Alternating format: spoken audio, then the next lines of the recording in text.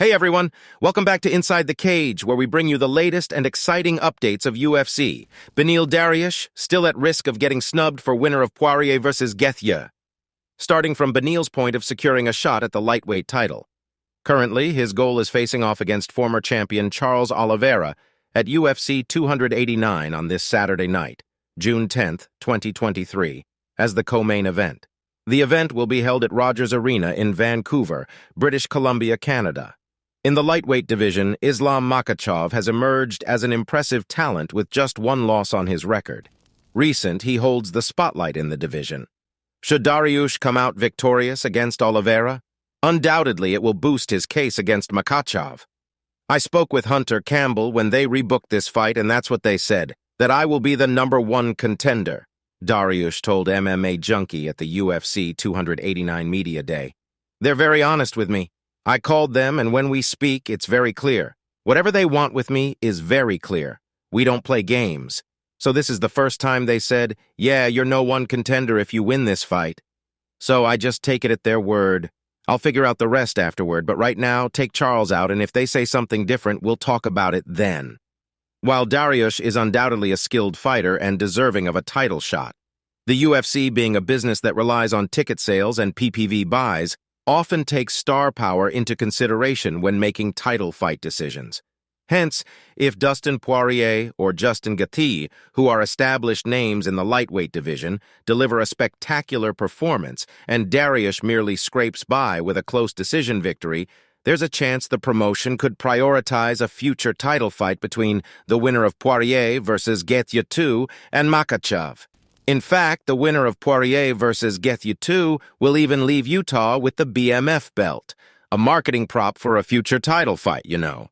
It's not unreasonable to think that the UFC may try to keep Dariush in a holding pattern for the remainder of 2023. Therefore, it would be crucial for Dariush to make a statement in his fight against Oliveira on Saturday night in Vancouver. However, it's worth noting that with fighters like Poirier and Gaethje, known for their relentless fighting styles and combined 24 post-fight performance bonuses, anything can happen. Buy or sell Conor McGregor. Making greatest return in combat sports. It's always interesting when Conor McGregor is involved in the UFC mix. McGregor himself may display confidence about his awaiting return to the octagon. But there are still some doubts. He was slated to fight Michael Chandler after coaching opposite him on The Ultimate Fighter 31. However, Dana White recently expressed uncertainty about McGregor's willingness to sign the official fight contract. Complicating matters further, McGregor is not in the U.S. anti-doping agency drug testing pool. Something is fishy. In an interview just before the premiere of TUF 31, McGregor spoke with UFC reporter Megan Oliveira, claiming that he is prepared to make the greatest return in combat sports. However, some may argue that his recent actions have contradicted that statement. So the question remains, should we believe McGregor will follow through on his bold claim? It's a matter of personal perspective. In a discussion featuring Farah Hanoun, Mike Bone, and Danny Segura on the Spinning Back Click panel, alongside host George Garcia, they delve into the topic and offer their opinions on whether they are buying or selling McGregor's confident declaration. Ultimately, time will tell. His fans are eagerly waiting for any official announcements and developments surrounding his potential return. Charles Oliveira, Beneil Dariush, share. Intense face-off at pre-fight press conference here. Fighters of UFC come face-to-face before a highly anticipated bout. Whereas Charles Oliveira and Beneil Dariush didn't disappoint at the UFC 289 pre-fight press conference in Vancouver. The two talented lightweights, set to clash in the co-main event of Saturday's pay-per-view, had their first face-off, and the intensity in the air was deep. The calm before the storm. Although they both understand the high stakes of the fight and its potential implications for the lightweight division. Well, they showcased their intensity while maintaining mutual respect. The first stare down between them was certainly a sight to behold. A moment not to be missed.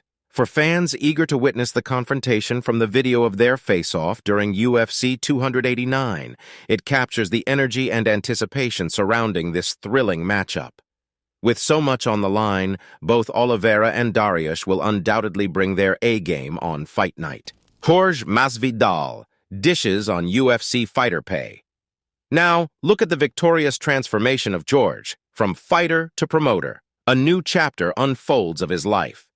After his last fight at UFC 287, he suffered his fourth consecutive loss against Gilbert Burns Masvidal at the age of 38. At that moment, he made the decision to retire from professional mixed martial arts, MMA.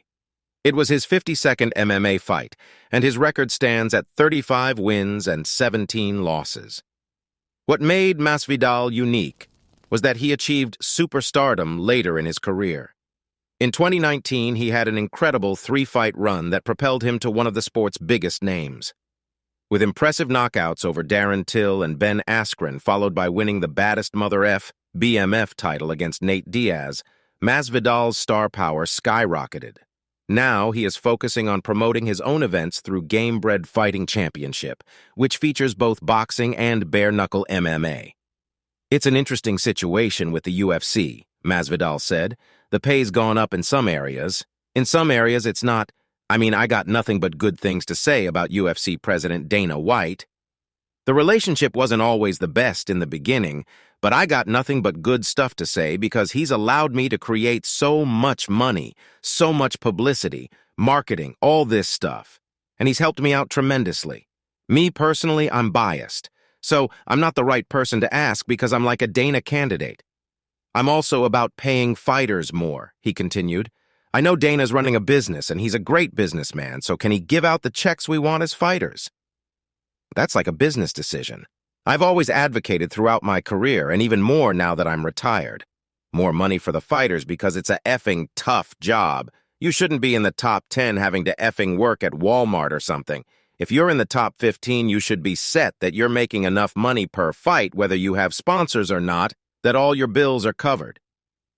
In his most recent event held in May 2023, he showcased the fifth installment of his bare-knuckle MMA show. The main event featured Roy Nelson versus Dylan Kleckler, providing an exciting showdown for the fans. Prior to that, Masvidal organized a significant boxing show headlined by former UFC lightweight champion Anthony Pettis and boxing legend Roy Jones Jr., resulting in substantial payouts for the participants. Notable MMA fighters such as Jose Aldo, Vitor Belfort, Jeremy Stevens, and Ronaldo Jacare Souza also took part in the boxing matches. Despite his venture into promotion, he recognizes the positive impact of the UFC's business model on the world of combat sports. Through his endeavors, Masvidal continues to contribute to the growth and excitement of combat sports, providing opportunities for fighters to showcase their skills in different formats. UFC star Israel Adesanya addresses speculation of his sexuality. A recent outburst, Israel Adesanya confronted fans and critics who have targeted his sexuality. He accused them of labeling him as gay based on his personality. Currently, he holds the undisputed middleweight title and has defended it twice, headlined UFC 287 in April. After that, he reclaimed his division title with an impressive second-round knockout victory over Alex Pereira. This win marked his first victory over Pereira in their four-fight series. A great shot.